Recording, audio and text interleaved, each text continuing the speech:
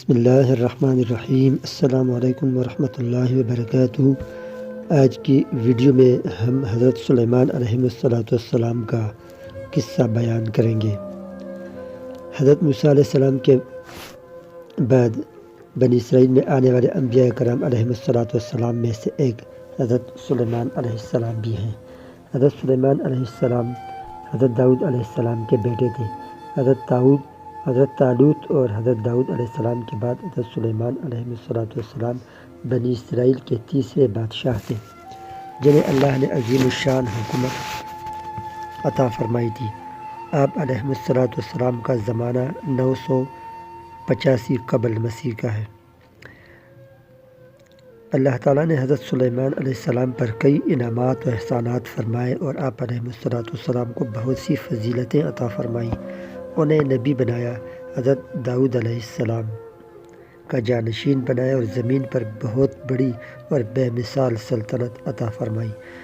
اللہ تعالیٰ نے انہیں انسانوں، جنات، جانوروں اور ہواؤں پر حکومت عطا فرمائی اور جانداروں، پرندوں اور چیونٹیوں وغیرہ کی بولیاں بھی سکھائیں۔ مزید یہ کہ اللہ تعالیٰ نے ان کے لیے تانبے کا چشمہ بہا دیا تھا۔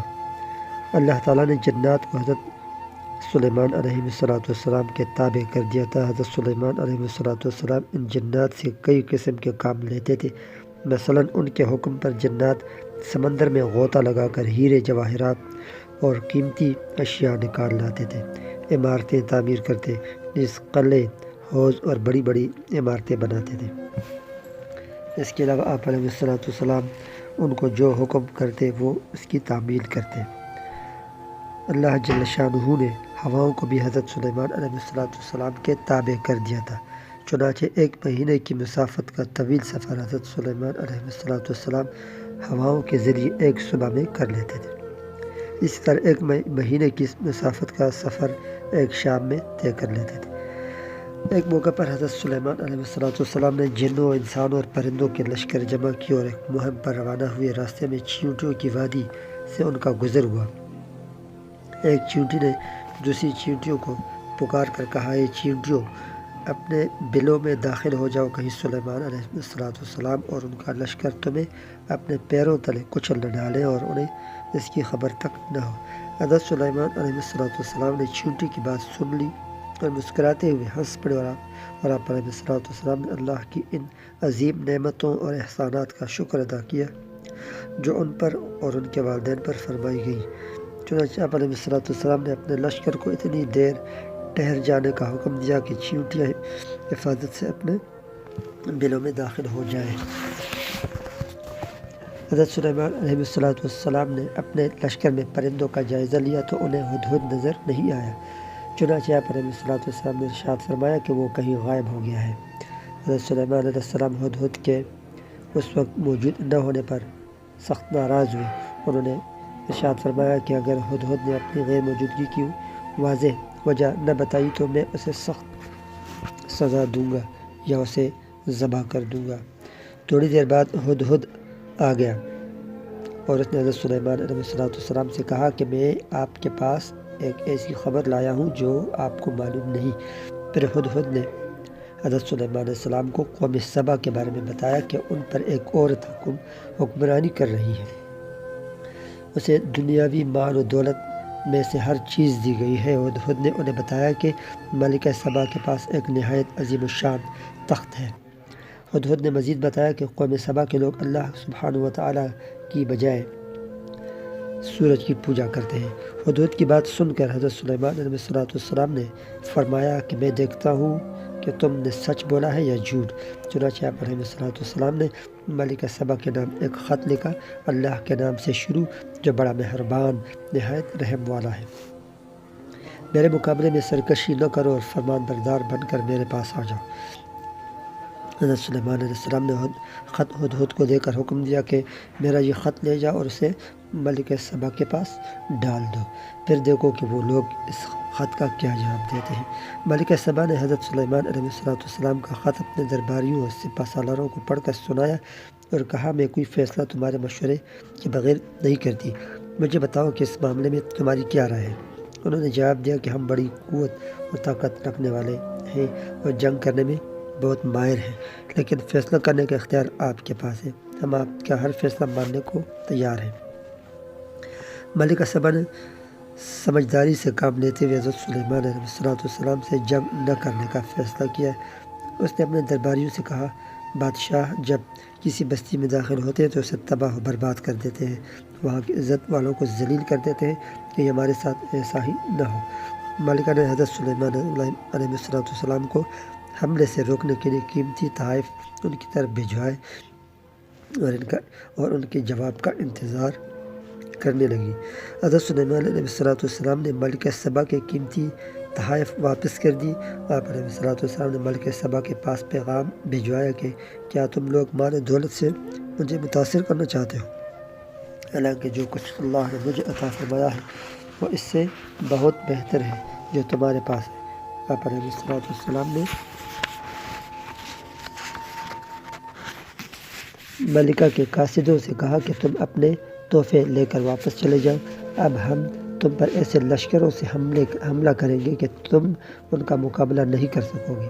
ہم تمہیں شکست فاش دے کر تمہیں تمہارے ملک سے بے عزت کر کے نکال دیں گے۔ ملکہ نے حضرت سلیمان علیہ السلام کا یہ پیغام سن کر جنگ کی بجائے فرمان برداری اختیار کرتے ہوئے ان کے پاس حاضر ہونے کا فیصلہ کیا اور اس کی اطلاع حضرت سلیمان علیہ السلام کو پہنچا دی۔ حضرت سلیمان علیہ السلام نے اپنے سپہ سالاروں اور درباریوں سے پوچھا کہ تم میں سے کون ملکہ سبا کے آنے سے پہلے اس کا تخت میرے پاس لا سکتا ہے؟ اس پر ایک قوی ہیکل جن نے کہا، میں تخت آپ علیہ السلام کے پاس لے آؤں گا، اس سے پہلے کہ آپ علیہ السلام اس دربار سے اٹھیں۔ میں بہت طاقتور بھی ہوں اور امانت دار بھی۔ آپ علیہ السلام کے دربار میں موجود ایک شخص نے کہا، جسے اللہ نے کتاب کا علم دیا تھا، کہ میں ملکہ سبا کا تخت آپ علیہ السلام کے سامنے آپ علیہ السلام کی پلک جھپکنے سے پہلے لا دیتا ہوں۔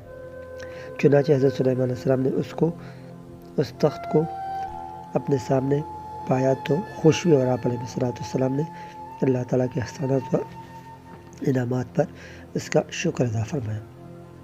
حضرت سلیمان علیہ السلام نے ملکہ کے تخت پر کچھ تبدیلی کرنے کا حکم دیا تاکہ ملکہ کا امتحان لے کہ آیا اس تخت کو پہچان لیتی ہے یا نہیں۔ پھر جب ملکہ سبا حضرت سلیمان علیہ السلام کے پاس آئی تو حضرت سلیمان علیہ السلام نے پوچھا، کیا تمہارا تخت ایسا ہی ہے؟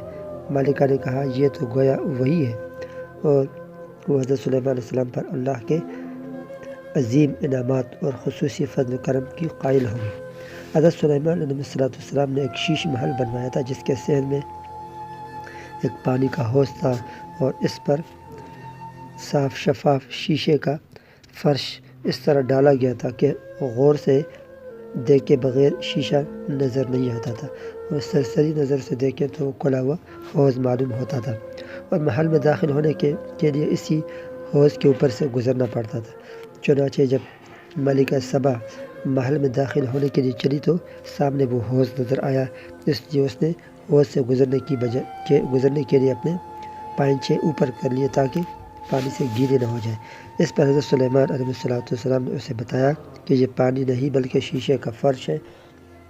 ملکہ سبا نے حضرت سلیمان علیہ السلام پر اللہ تعالیٰ کی یہ نعمت دیکھ کر بہت زیادہ متاثر ہوئی اور اللہ تعالیٰ کی توحید اور حضرت سلیمان علیہ السلام کی نبوت پر ایمان لے آئی۔ اللہ تعالیٰ نے حضرت سلیمان علیہ السلام کو حق کے مطابق فیصلہ کرنے کی صلاحیت عطا فرمائی تھی۔ ایک موقع پر ایک پیچیدہ مقدم آپ علیہ السلام کی خدمت میں لایا گیا۔ ایک چرواہے کی چند بکریوں نے ایک کھیت کو رات میں چر لیا۔ حضرت سلیمان علیہ السلام نے اس مقدمہ کا یہ فیصلہ فرمایا، بکریوں کو کھیت والے کے حوالے کر دیا جائے تاکہ وہ ان سے فائدہ اٹھا لیں، اور کھیت کو بکریوں والے کے حوالے کر دیا جائے تاکہ وہ کھیتی اگائے یہاں تک کہ کھیتی اس حالت کو پہنچ جائے کہ جس حال میں وہ بکریوں کے چرنے سے پہلے تھی۔ پھر بکریاں چرواہے کے حوالے کر دی گئیں اور کھیت کو کھیت والے کے حوالے کر دیا جائے۔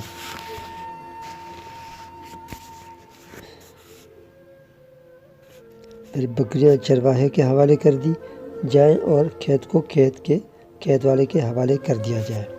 حضرت سلیمان علیہ السلام کو جہاد کے لیے گھوڑے پالنے کا شوق تھا۔ آپ علیہ السلام ان گھوڑوں سے اس لیے محبت فرمایا کرتے تھے کہ وہ اللہ تعالیٰ کی راہ میں جہاد کرنے کے لیے استعمال ہوتے ہیں۔ حضرت سلیمان علیہ السلام محبت کے اظہار کے لیے گھوڑوں کی پنڈلیوں اور گردنوں پر بھی ہاتھ پھیرا کرتے تھے۔ حضرت سلیمان علیہ السلام کے دور حکومت میں شیاطین جادو کی باتیں پڑھاتے اور لوگوں کو سکھاتے تھے۔ حضرت سلیمان علیہ السلام لوگوں کو جادو سیکھنے سے منع فرماتے تھے۔ اس دور میں 2 فرشتوں ہاروت اور ماروت کو نازل فرمایا۔ اللہ تعالیٰ نے اس دور میں 2 فرشتوں ہاروت اور ماروت کو نازل فرمایا اور فرشتوں نے جادو اور معجزے میں فرق واضح کر دیا۔ یہ فرشتے لوگوں سے کہتے تھے کہ ہم ایک آزمائش ہے اور جادو سیکھ کر کفر نہ کرو، اور ایسے لوگوں کا آخرت میں کوئی حصہ نہیں ہوگا، لیکن کافر اور نافرمان لوگ ایسا جادو سیکھتے تھے جس سے شوہر اور بیوی کے درمیان جدائی ڈال دیں۔ حضرت سلیمان علیہ السلام نے جنات کو ایک بہت بڑی عبادت گاہ یعنی ہیکل سلیمانی تعمیر کرنے کا حکم فرمایا۔ کئی طاقتور جن پہاڑوں سے پتھر تراش کر لاتے اور دوسرے معمار جنات ان سے تعمیر کرتے۔ اس طرح ایک عظیم عبادت گاہ کی تعمیر کا کام شروع ہو گیا۔ اسی دوران حضرت سلیمان علیہ السلام کے انتقال کا وقت آ گیا۔ حضرت سلیمان علیہ السلام چاہتے تھے کہ ان کے انتقال کے بعد بھی یہ کام جاری رہے اور عبادت گاہ کی تعمیر مکمل ہو جائے۔ چنانچہ انہوں نے ایک تدبیر فرمائی، وہ اپنے عصا کا سہارا لے کر کھڑے ہو گئے اور ملک الموت نے اسی حالت میں آپ علیہ السلام کی روح مبارک قبض کر لی۔ جنات انہیں کھڑا دیکھ کر یہ سمجھتے رہے کہ وہ اللہ تعالیٰ کی عبادت کر رہے ہیں اور ہیکل کی تعمیر میں خوب محنت و مشقت کرتے رہے۔ اس طرح ہیکل سلیمانی یعنی بیت المقدس کی تعمیر مکمل ہو گئی۔ سیدنا سلیمان علیہ السلام کا جسم انور وصال کے بعد کافی عرصہ تک صحیح سلامت عصا پر قائم رہا۔ جب اس عصا کو دیمک نے چاٹ لیا اور اس بنا پر وہ ٹوٹا تو آپ علیہ السلام کا جسم مبارک عصا پر قائم نہ رہ سکا۔ تب جنات کو پتہ چلا کہ آپ علیہ السلام کا تو کب سے وصال ہو چکا ہے۔ اس سے معلوم ہوا اللہ تعالیٰ انبیاء علیہ السلام کے اجسام مبارکہ کو وصال کے بعد بھی تغیر و تبدل سے محفوظ رکھتے ہیں۔